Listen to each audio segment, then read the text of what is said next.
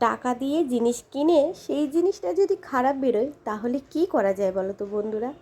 সত্যি কথা বলতে টাকার শ্রাদ্ধটাই করা হয়। এই যে স্টেবিলাইজারটা, এটা আমার বড়মশাই কিনেছিল এসি লাগানোর সময় ফ্লিপকার্ট থেকে। এখন এই স্টেবিলাইজারটা আমাদের এসিতে সেরকমভাবে ভোল্টেজ নিতে পারছে না, যার জন্য খারাপ হয়ে গেছে এসিটাও।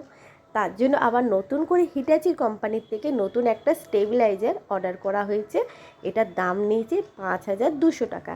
না সরি, 200 টাকা ডিসকাউন্ট করেছে, দাম নিয়েছে 5,000 টাকা। আর হিটাচি কোম্পানির থেকে ছেলেরা এসেছে, এরা আবার এসিটার মধ্যে কি একটা এনসি কি একটা খারাপ হয়ে গেছিলো, সেটা ঠিক করে দিল।